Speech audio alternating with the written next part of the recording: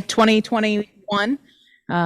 I was going to say to remember to turn your cell phones to vibrate off or mute, but if you are in the press box, please use headphones so to help everybody's ability to listen. So we'll pass it over to Coach Franklin for an opening statement. Coach?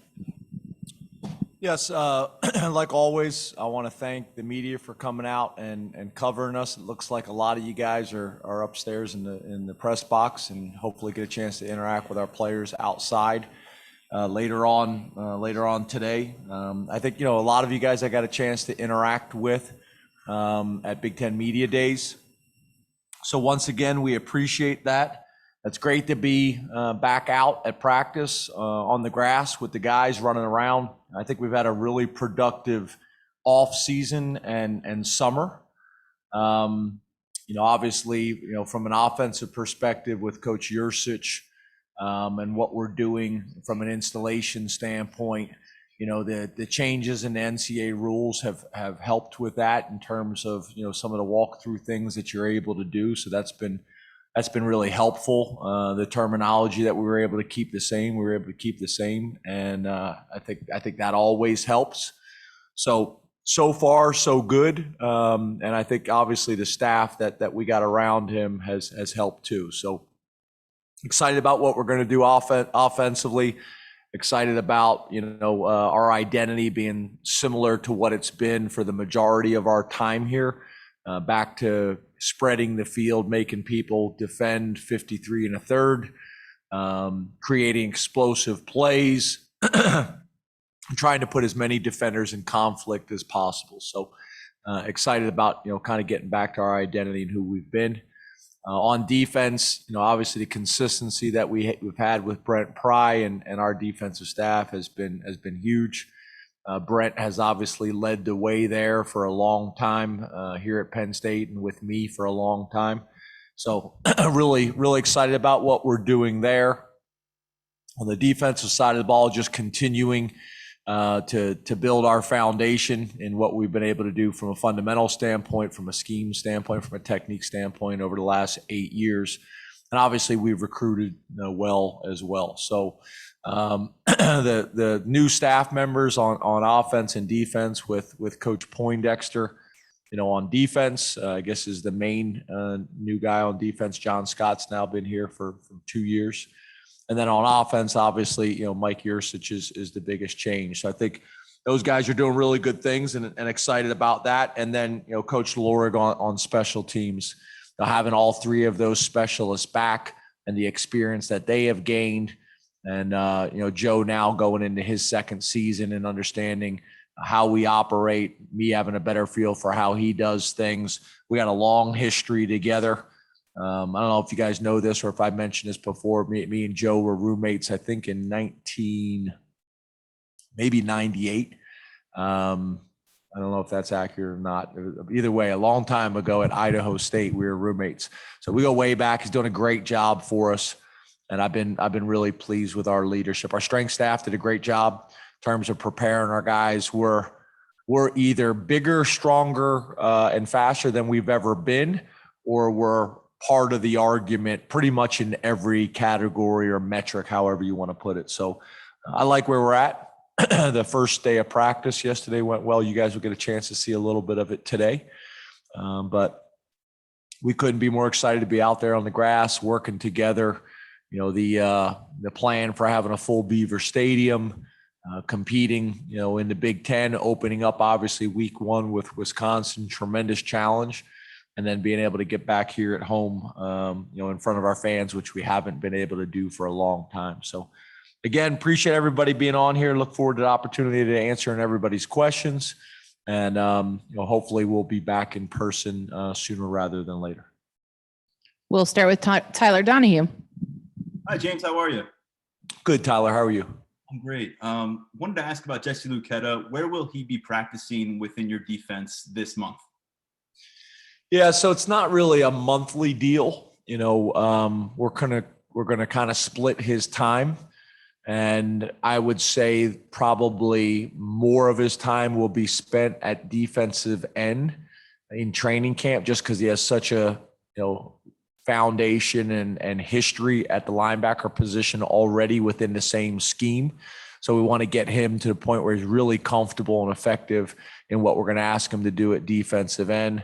Obviously, we still need to keep him sharp at linebacker as well. I see him playing both roles.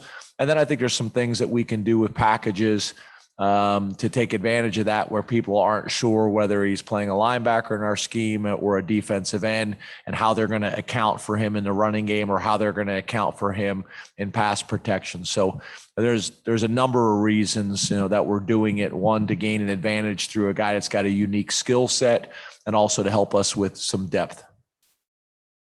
Audrey Snyder.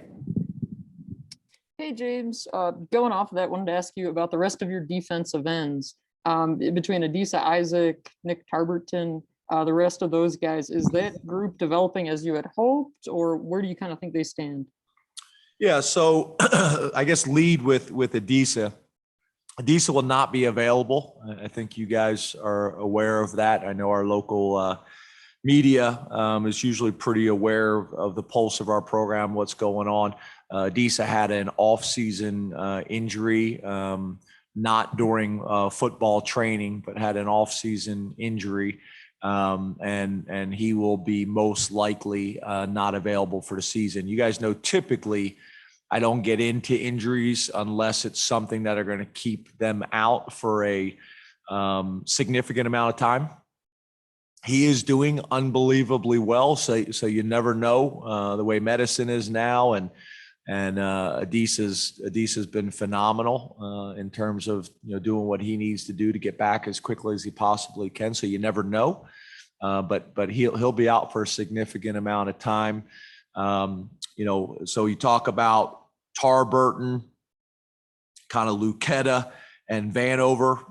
That group of guys. Tarburton is a guy that we've always been really excited about. Since we brought him here. Has had some situations in terms of staying healthy consistently that made it difficult for him to have a bigger impact. He's as healthy as he's ever been. He's been able to practice on a really consistent basis now for a long period of time.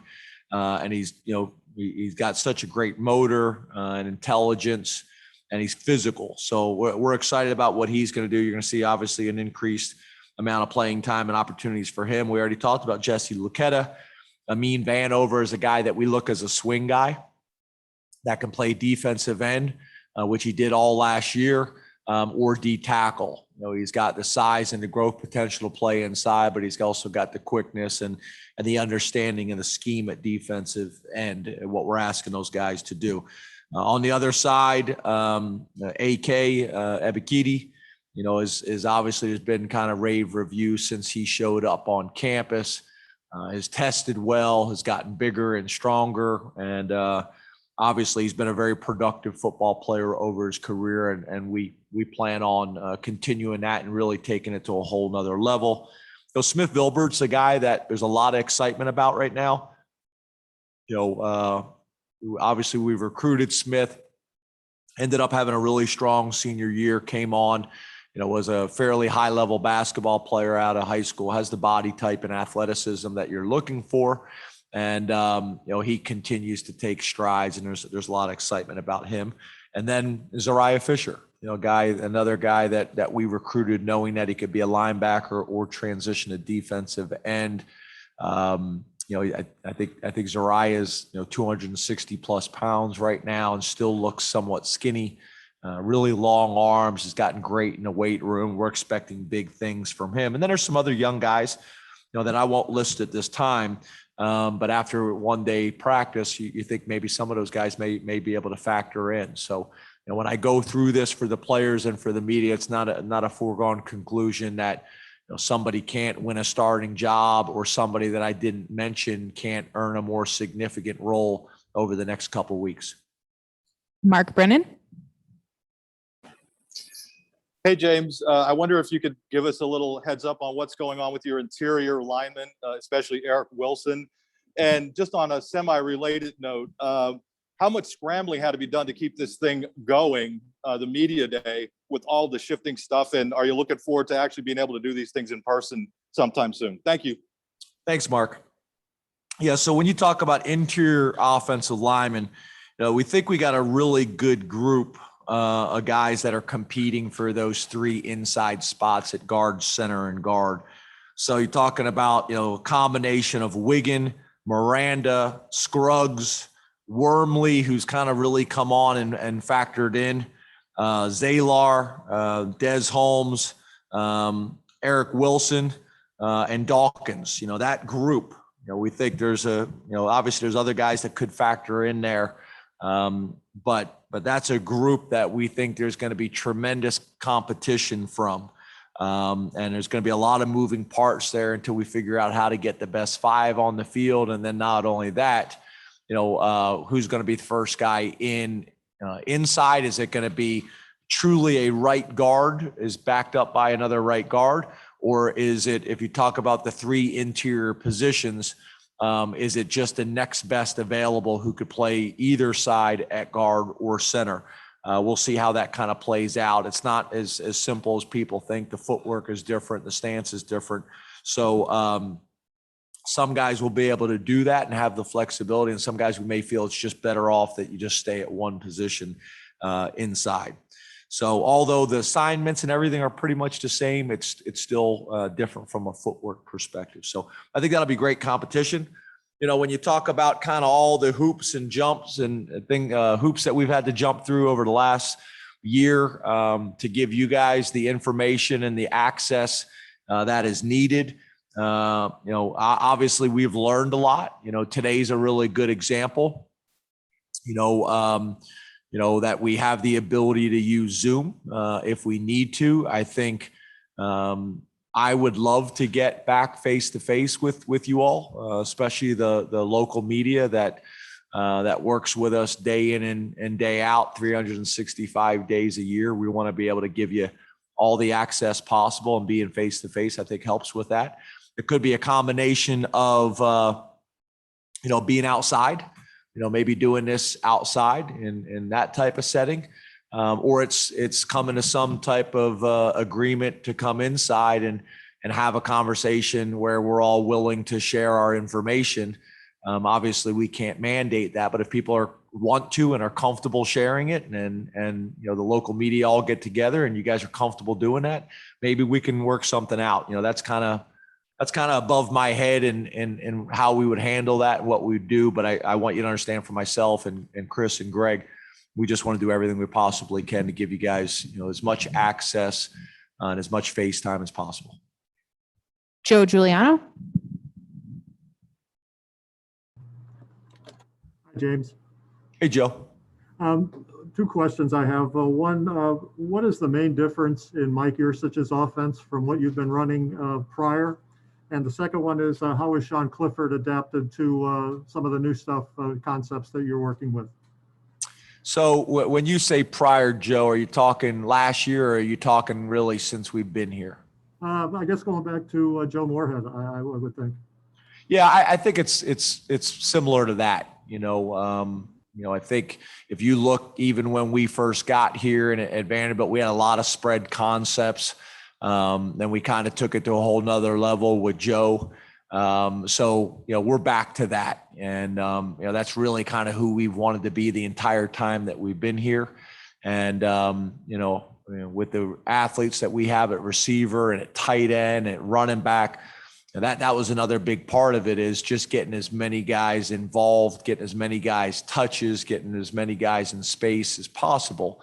But then you still want to make sure you have the ability to run with power, and you want to be able to run in situational football. You want to be able to run the ball when everybody in the stadium knows you have to run the ball and need to run the ball, whether that is low red zone, whether that is short yardage, whether that is coming out, or obviously when that is 4-minute offense. We want to make sure that we can kind of serve all those different masters. Andrew Clay. Coach Andrew Clay, WTAJ. My question also about the offense. You've now installed offenses in the last 2 seasons. Can you kind of compare and contrast the timeline and kind of the level of install at this point this year as it compared to last season? Yeah, it's really hard for me to compare anything to last season because it was so different, and there was so many different limiting factors and rules that didn't allow us to do it. So, even being in the indoor facility, being able to get the walkthroughs that we want to get in the off season, the time that we've been able to get with our players face to face. We weren't even practicing as a team, at this point last year. And I'm not even talking about, the cancellation of the season. I'm talking about when we got back, there were split practices. So it just was very different.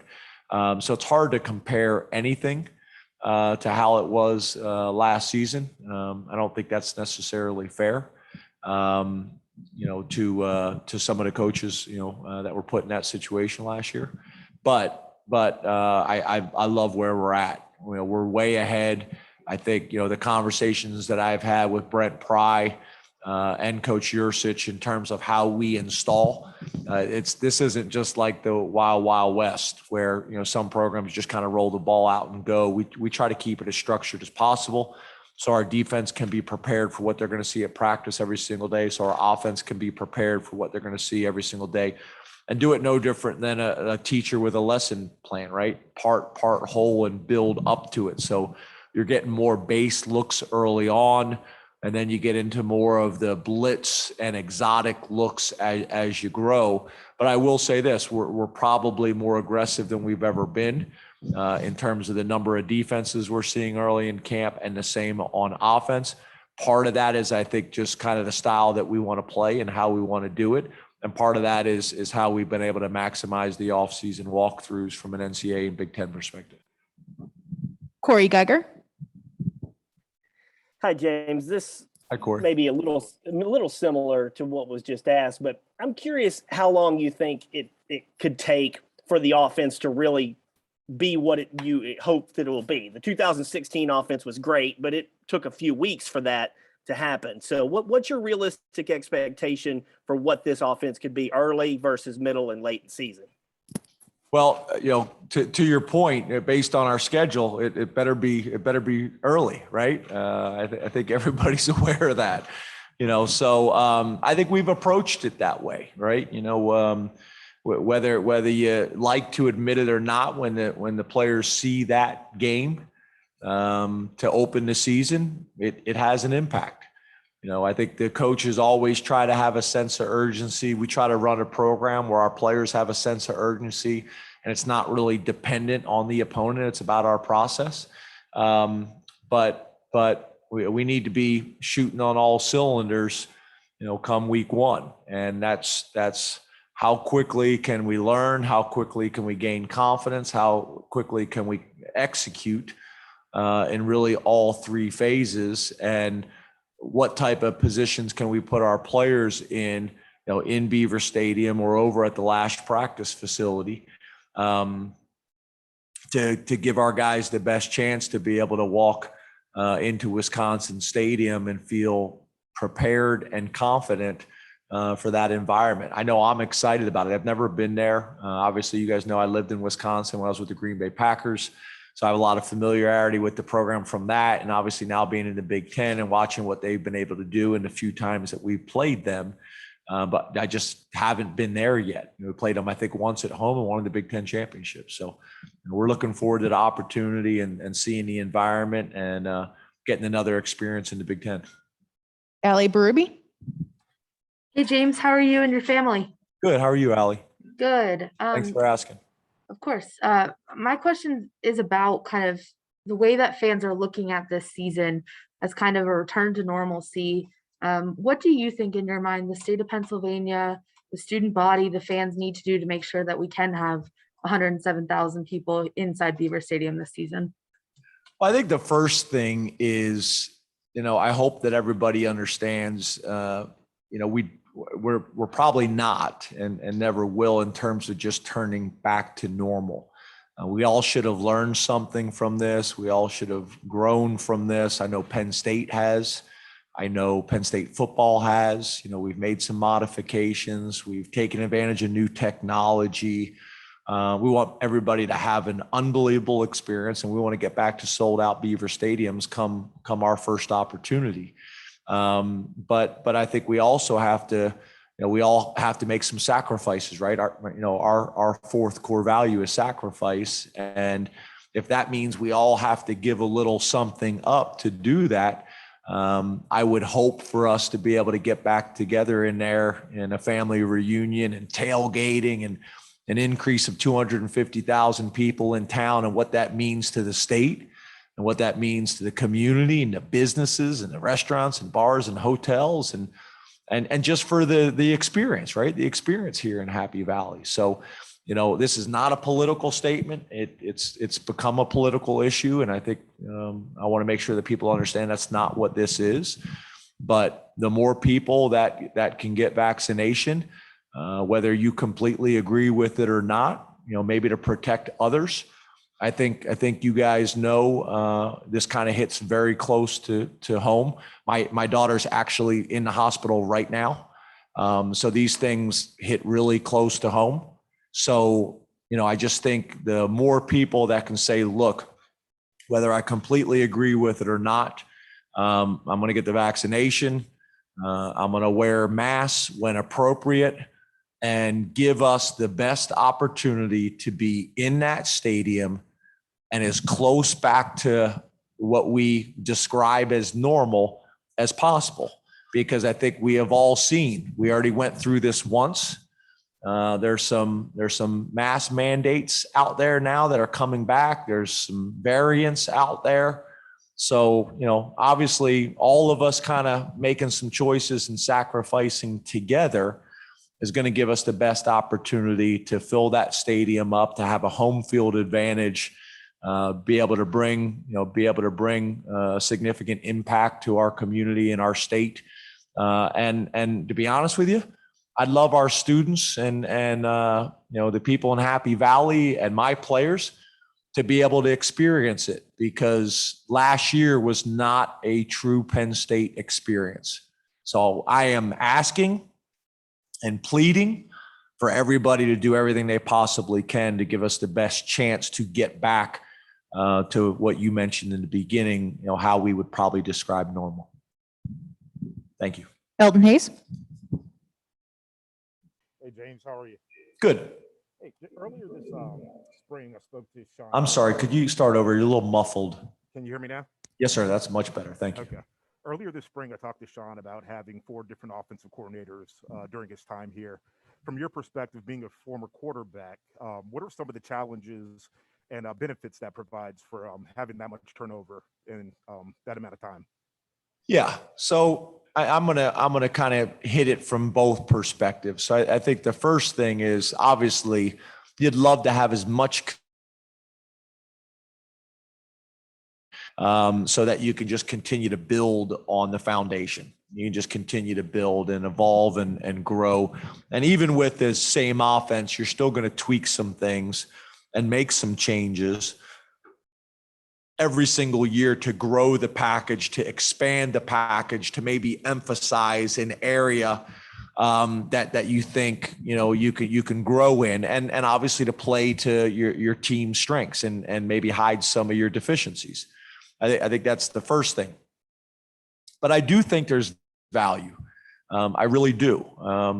All of the coordinators that we have had here are fantastic people and fantastic coaches. And I know myself and our team have learned from all of them. And, the good Lord don't give you everything, right? And all of them have tremendous strengths that Sean's been able to learn from and grow. And then as much as we can teach using a same as philosophy, where on special teams, we're using the same terms that we use on defense when we're talking about coverage, when we're talking about the different tackling techniques that we use. It wouldn't make any sense for Joe Lurig to be using terms on special teams that don't align with what we're teaching and verbalizing on defense, and same thing on offense. So we try to use same as teaching methods as much as we possibly can, so there's carryover. I think that's really important. And I think for Sean, that's similar, in terms of, let's be honest. I mean, everybody's running inside zone. Everybody's running some form of gap scheme, whether it's power or counter. Everybody's running outside zone. Everybody's running, vertical stretches and horizontal stretches and high lows, inside triangles, whatever it may be, RPOs. Everybody's doing it. Everybody is getting in spread sets to create space inside. Everybody's getting in bunch sets or snug sets to create space on the perimeter. There's a lot of ways to obviously do this. So it's really more about, we're running most of the same plays that we've always run, but it's the packaging, it's the presentation, whether it is huddling, whether it's going no huddle, whether it's lining up in multiple personnel sets, whether it's multiple personnel sets, whether it's empty, whatever it may be, it's the packaging of how you put it all together. And that's been fun. That's been fun getting with Mike and learning with Mike. And obviously we have similar backgrounds. The guys that both played in the PSAC, guys that both coached in the PSAC. His career jumped a little bit more significantly, right? He went from Shippensburg to Oklahoma State. My journey was a little bit different than that. But he's been great. He's passionate about what he does. He coaches hard. He loves them hard. So it's been cool. I've loved working with him. And I also think Brent Pry's been a big part of that as well, because I do think Coach Yursich had a lot of respect watching Coach Pry and our defense and how our defense is played. And I think, he understands, he's been in this long enough that they're going to make each other better. Brent's going to do some things that cause challenges for Mike, and Mike's going to do some things that cause challenges for Brent. And the last thing I'll say is, I've always been a big believer, all the way back to when I was an offense coordinator and all the way back to when we were running pretty much our system at Vanderbilt and early on at Penn State, the system that I was running as an offense coordinator, that I was running a system that was best for our team. So what I mean by that is, it's not about the ego as the offensive coordinator, the ego of the defensive coordinator to be leading the nation. It's about having complementary units, right? So our defense is going to get some power football, power formations, power personnel groups, and power plays. So they're going to be prepared to play Wisconsin, but also have elements that if we end up playing Washington State, that they've played that type of offense. So you'd like enough of that in your offense and in your defensive packages that you're getting prepared for this different styles that you could get throughout a year, if that makes sense. Dave Jones. Hi, James. Hi, Dave. How do recruiters and coaches in general discriminate against wide receivers of the size of Parker Washington? And what do you have to see in a kid of that size for you to pull the trigger on offering him?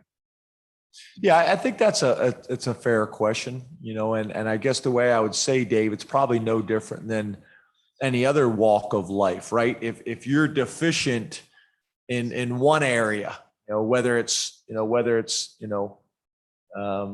by no fault of your own or not, you're deficient in a certain area, whether it may be height or whatever it is, then you better have other unique or special qualities to make up for it. I think, Parker's an example, KJ's an example, right? KJ had other elite qualities that made up for the fact that he wasn't 6'2".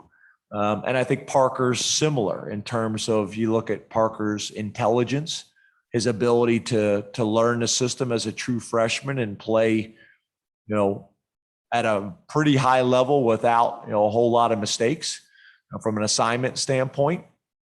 When you talk about his ball skills, I think he's got elite ball skills. I've always been a believer as a receivers coach and as an offensive coach, elite ball skills make you bigger and make you faster than what you are. And what I mean by that is when your catch radius is similar to someone that's 3 inches taller than you, because your ability to go get the ball and be able to consistently catch the ball on your fingertips. You're faster because some guys are going to have to slow down, stop, secure the ball, and then regain their speed, where a guy that's got just tremendous confidence in his ball skills can just reach back and contort their body, pluck the ball, and not lose much speed. So other unique qualities like that. I think the other thing, and Dave, normally I would say this, but I don't know if you've had the opportunity to, when you see Parker in person, he's not a little guy. He's got big features. He's really built like a running back. You're going to look at his lower half, and he is thick and powerful. He literally looks like a running back with the way he's built. So I think he's got enough unique other qualities that make up for him not being 6'2". And I think, as well as I do, whether it's college or at NFL, are they maybe the exception, but there's still a bunch of them out there that are having very successful careers. And our last question will go to Ryan Parsons.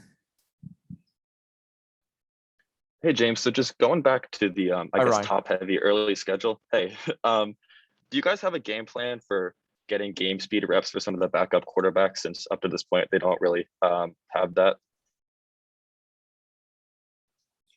Well, if your point is they haven't had game speed reps, there's nothing that we can do to create it based on the way, if I am understanding your question correctly, there's nothing that we're going to be able to do to solve that question or answer your question, because they've had game speed reps in practice since they've been here, and they'll continue to do that. And, obviously, as guys, continue to move up the depth chart like Taquan has, it creates more of those opportunities. But, obviously these guys have had full speed reps since they've gotten to Penn State, but it's not going to change until they obviously get into games, if I'm understanding the premise of your question. Thank you very much, Coach. We will be joined momentarily by Joe Lorig.